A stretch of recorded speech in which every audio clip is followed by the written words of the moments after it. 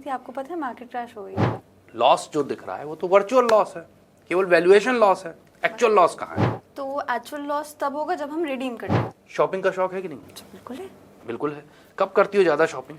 Cell लगने वाली हो। यार लोलू, छुट्टी वाले दिन दिमाग मत खराब करो यार। हाँ भाई, पता है मैं अभिषेक की बात सुन करके मैंने फाइनली सोचा कि अब इन्वेस्टमेंट करते हैं। अरे अभिषेक बीएफसी कैंटीन वाला, वो इतने टाइम से ज्ञान दे रहा था कि इन्वेस्टमेंट कर लो, तो अब मैंने फाइनली सोचा कि इन्वेस्ट करते हैं। तब तक मार्केट क्रैश हो गया। अरे तुम्हें पता है वो अंकल जो पापा के फ्रेंड थे, अंकल ही लगे मेरे, उन्होंने शायद से बहुत ज़्यादा इन्वेस्टमेंट किया हुआ था, उनका एकदम से आई थिंक लॉस में चला गया सारा कुछ। तो मैं नहीं करूँगी अभी इन्वेस्टमेंट फिर, और क्या भाई, मेरा क्या फ़ायदा इन्वेस्ट करके जब मार्केट क्रैश हो गया तो इसमें मेरा क्या फ़ायदा। सर छुट्टी वाले दिन तो छोड़ दीजिए। क्यों, ये कहाँ लिखा है सर? कि छुट्टी वाले दिन किसी कायदे की कोई बात नहीं कर सकते, केवल फालतू की चिटचाट कर सकते हैं? सर फालतू की चिटचाट नहीं थी, आपको पता है मार्केट क्रैश हो गई है। अच्छा, तो उससे क्या हुआ? तुम्हारा इन्वेस्टमेंट था क्या? सर था नहीं, करने जा रही थी मैं, मार्केट क्रैश हो गई, अब कैसे करूँगी। अरे आपको पता है मेरे अंकल थे, उन्होंने शायद बहुत ज़्यादा इन्वेस्टमेंट करके रखी होगी, मुझे आइडिया नहीं है नंबर्स में एग्जैक्टली, पर अब वो इतने पैनिक में आ गए कि मतलब वो परेशान हो रहे सुबह से। तो क्या किया उन्होंने? कुछ नहीं किया, परेशान हो रहे, वो शायद बोल रहे कि रिडीम कर लेंगे। अभी तो नहीं किया ना? नहीं। जब तक रिडीम नहीं किया उन्होंने तब तक जो लॉस जो दिख रहा है वो तो वर्चुअल लॉस है, केवल वैल्यूएशन लॉस है। एक्चुअल लॉस कहाँ है? मतलब सर देखो, नो डाउट जब भी मार्केट क्रैश होता है, मार्केट में वैल्यूएशंस डाउन होते हैं, यानी कि हमारे पोर्टफोलियो की वैल्यू डाउन होती है। लेकिन ये जो लॉस हमको दिखता है, जो स्क्रीन पे लॉस दिखता है, ये वर्चुअल लॉस होता है, ये एक्चुअल लॉस नहीं होता। तो एक्चुअल लॉस तब होगा जब हम रिडीम कर लें। यस, अगर वो आपके अंकल इस लेवल्स पे रिडीम कर लेंगे तो उनका जो वर्चुअल लॉस है वो एक्चुअल लॉस में कन्वर्ट हो जाएगा। तो उनको एडवाइस करो कि वो रिडीम बिल्कुल ना करें। अच्छा ओके, तो स्टिल मतलब चलिए, इन लोगों ने तो इन्वेस्टमेंट किया हुआ था, जिन्होंने नहीं किया था इन्वेस्टमेंट उनका क्या, जो करने जा रहे थे जैसे मैं। तुम करने जा रही थी? हाँ। अच्छा, चलो एक बात बताओ, शॉपिंग का शौक है कि नहीं? बिल्कुल है। बिल्कुल है। कब करती हो ज्यादा शॉपिंग? सेल लगने वाली हो, दिवाली धमाका। सेल मतलब? सेल प्राइसेस, कम प्राइसेस पे जो कम प्राइसेस यानी डिस्काउंट सेल लगी हो। हाँ। तो मार्केट में इस समय क्या हो रखा है? वो तो गिर गई है। गिर गई है मतलब शेयर के प्राइसेस डाउन है। हाँ। डिस्काउंट सेल लगी हुई है, तो जाके खरीदती क्यों नहीं हो? ऐसे तो मैंने सोचा ही नहीं। यही तो मैं कहता हूँ ना, थोड़ा दिमाग लगाओ, अब कोशिश तो करूँ। सोचो। ये बाइंग अपॉर्चुनिटी है, ना कि बेचने की। जब भी मार्केट डाउन हो तो अगर आपने पहले से इन्वेस्टमेंट कर रखा है तो आपको ध्यान देने की बात यह है कि हो सकता है आपका पोर्टफोलियो थोड़ा डाउन दिखेगा, लेकिन कभी भी पैनिक सेलिंग ना करें। पैनिक सेलिंग मतलब जो तुम्हारे अंकल करने की सोच रहे हैं, अरे मार्केट डाउन हो गई सब पैसा विड्रॉ कर लो। मार्केट का टेम्परामेंट है, वो ऊपर भी जाएगा नीचे भी जाएगा। इस समय मार्केट, इसीलिए हम क्या पता है क्या है, मार्केट जब डाउन होती है, मार्केट क्रैश का एक और टर्म होता है।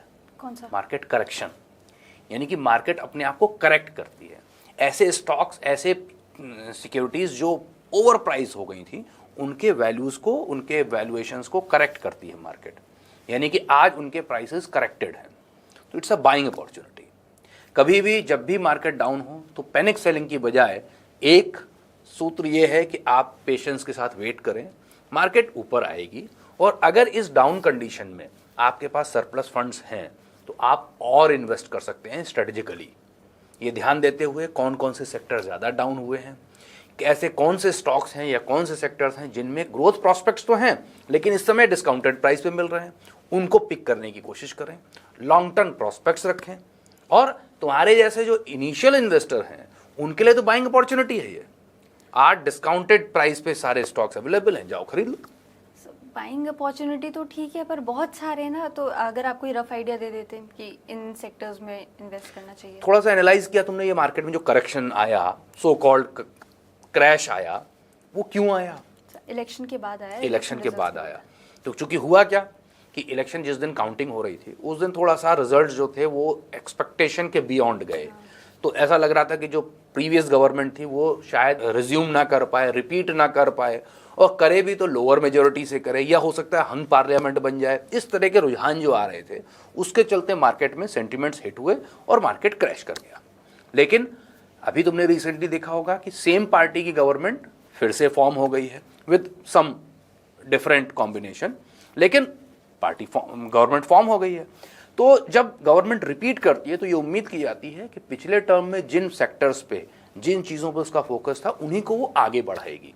जैसे कि हमारी प्रेजेंट गवर्नमेंट जो है, जो प्रीवियस गवर्नमेंट भी थी, उसका मेनली फोकस इंफ्रास्ट्रक्चर पे, एफएमसीजी पे, डिफेंस पे, इस तरह के सेक्टर्स पे काफ़ी था।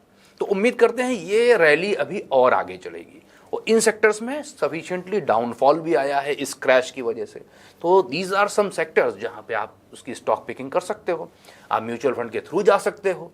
तो ये बाइंग अपॉर्चुनिटी है, पैनिक सेलिंग करने का समय नहीं है। ओके सही, ये तो समझ में। तो एक और चीज़ थी, एफएमसीजी। एफएमसीजी मतलब fast moving consumer goods.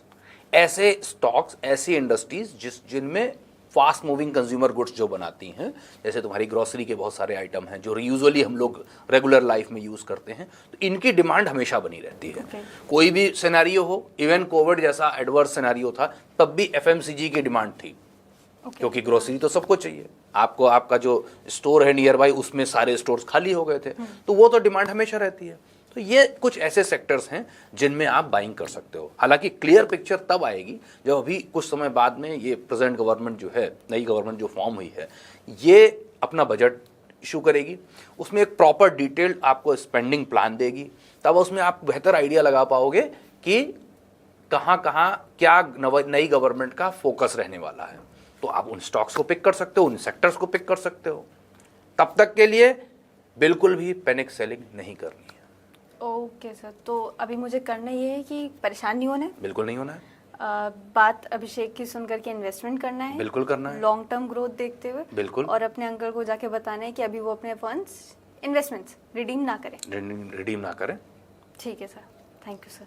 Sir बस इतना ही है, मैं आज के लिए इतना ही। मैं एंजॉय कर लूँ छुट्टी। यस, थैंक यू सर, धन्यवाद सर।